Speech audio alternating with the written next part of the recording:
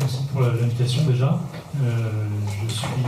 venu déjà l'année dernière et peut-être même l'année d'avant pour parler des thématiques. Voilà, donc je fais partie des meubles maintenant. Et c'est très flatteur. Alors, je pense que d'année en année, sur ces questions de médias, de communication, évidemment la situation évolue. On va expliquer un petit peu quelles sont, à notre avis,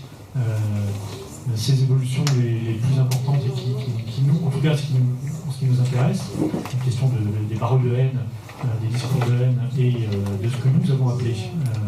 j'en ai déjà parlé l'année dernière, ce que nous avons appelé le populisme numérique. Avant ça, je vais juste me présenter très rapidement, pour ceux qui n'étaient pas là l'année dernière. Donc je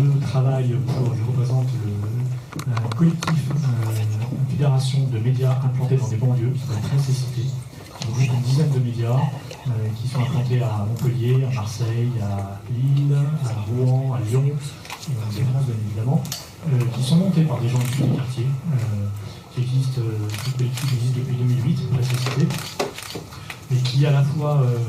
mène des actions de formation pour des associations de quartier ou des médias implantés dans ces quartiers, de formation aux outils de communication, mais aussi également produit des contenus, donc faits par des gens issus des quartiers qui sont journalistes ou pas, mais qui néanmoins sont professionnels, en tout cas qui travaillent de manière professionnelle, même s'ils n'ont pas forcément tous leur carte de presse, qui ensuite Nécessité amène donc ensuite aussi des événements, des rencontres, des débats autour de ces questions d'empowerment, de capacitation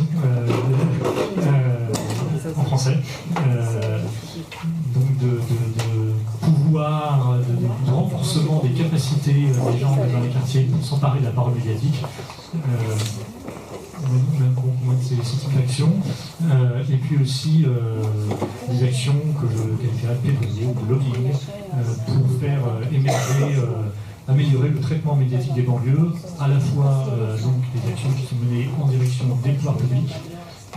mais aussi des médias grand public, pour que les médias grand public prennent un petit peu ces questions d'égalité et de fraternité un peu au sérieux, et se permettent, peut-être moins qu'avant, de donner la parole ouvertement à tous les promoteurs de haine. On sait très bien que la carrière par exemple d'Éric Zemmour s'est faite grâce aux chaînes publiques françaises en particulier, très largement. C'est assez regrettable, c'est très problématique. Mais évidemment, Zemmour n'est pas le seul promoteur de paroles de haine. Les réseaux sociaux eux-mêmes ont largement propagé ces paroles. On sait que Sora a été donné compte des millions et des millions et des millions de vues sur leur chaîne YouTube et beaucoup de followers à droite et à gauche. Donc, je dirais que les médias grand public officiels ne sont pas évidemment exempts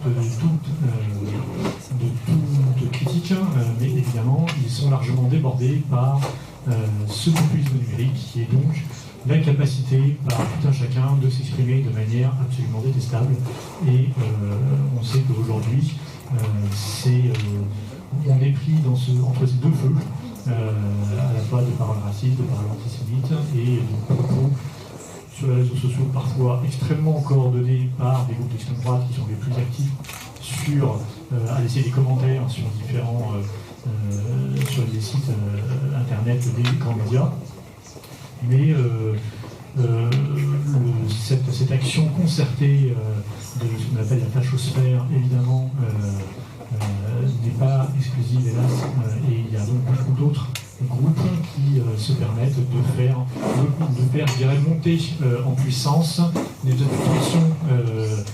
tensions racistes, de tensions antisémites, et toute cette espèce d'atmosphère globale contribue à pourrir l'atmosphère du pays et évidemment, hélas, à favoriser les passages à l'acte violents, à favoriser c'est-à-dire les crimes racistes, voire les meurtres.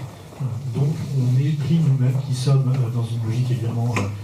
opposée à tout ça, on est pris entre ces deux feux, et donc notre combat se trouve d'année en année de plus en plus singulièrement compliqué. Je dirais l'angle de tir que nous avons utilisé depuis assez longtemps a été de dire que d'une certaine manière, puisque les médias grand public auxquels nous avons été confrontés depuis 20 ans, parce que les médias qui travaillent avec nous dans notre société, pour certains, existent depuis une vingtaine d'années. D'abord, les médias, ça a été des médias comme le journal Potapov, par exemple, que ici vous connaissez bien, des journaux papier, magazines, mais qui, depuis les années 2005 notamment, sont développés sur Internet. Tous ces médias qui sont dans notre réseau sont dans une sorte, ont essayé de développer, je dirais, un angle particulier d'attaque qui consistait à dire que pour lutter contre la haine, pour lutter contre le racisme, et notamment ces racismes développés dans les médias, il fallait que d'une certaine manière on mette les gens en capacité eux-mêmes de devenir des acteurs responsables d'une parole médiatique. C'est-à-dire qu'il fallait que les gens dans les quartiers, en particulier, qui avaient l'impression de ne pas avoir le droit à la parole médiatique, qui avaient l'impression d'être exclus des médias, qui avaient l'impression d'être maltraités par les médias, souvent à juste titre, il fallait que ces gens-là puissent eux-mêmes apprendre à faire des médias, à créer leurs propres médias, avec, je dirais, des manières, des méthodes qui soient le plus professionnelles possible. Et donc on a aidé, depuis ces années-là, ce public-ci en particulier, à s'emparer d'un outil médiatique, à créer des médias. Et d'une certaine manière, c'est par ce biais-là qu'on va permettre de couper court à un certain nombre d'autres gens qui, à la fois dans le média grand public, vont finir par entendre parler une petite musique un petit peu différente. Le plus connu de ces médias montés par des gens des quartiers,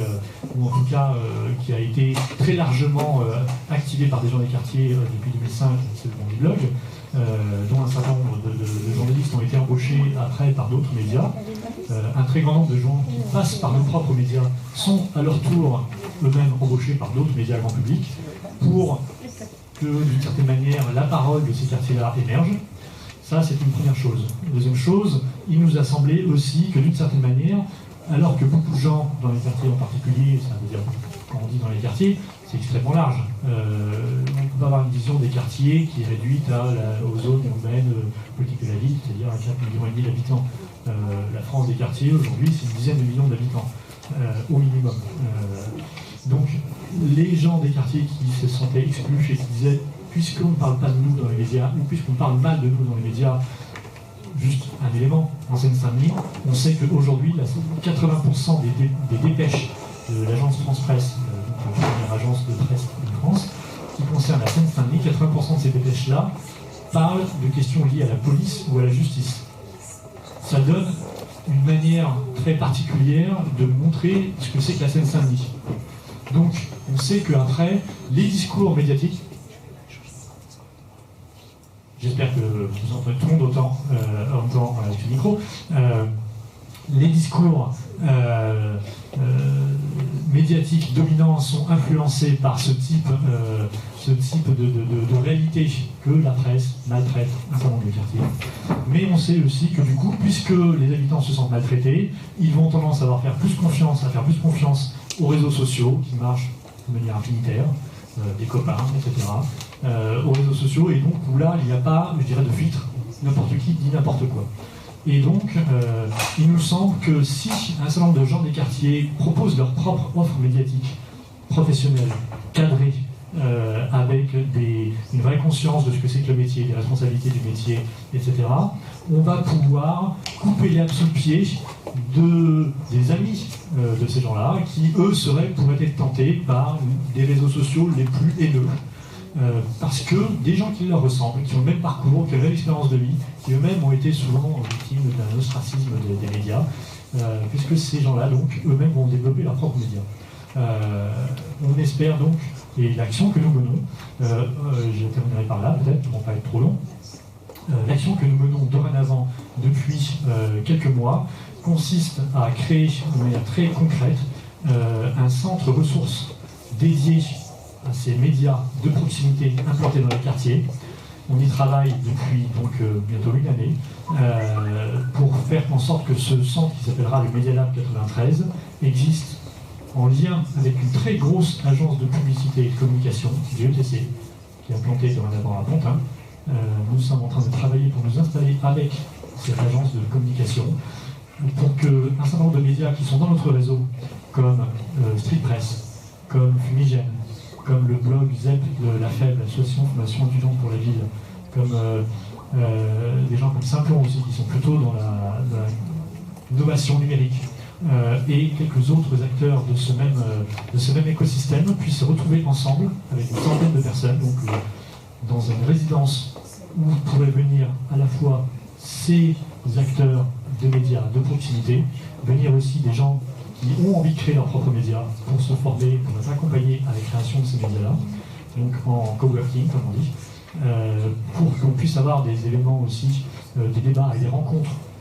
entre ces médias et les gens qui sont intéressés par ces questions-là, qui sont liées aux cultures urbaines, qui sont à l'émergence de nouvelles paroles issues des quartiers, de ce que c'est qu'une société fraternelle, etc., de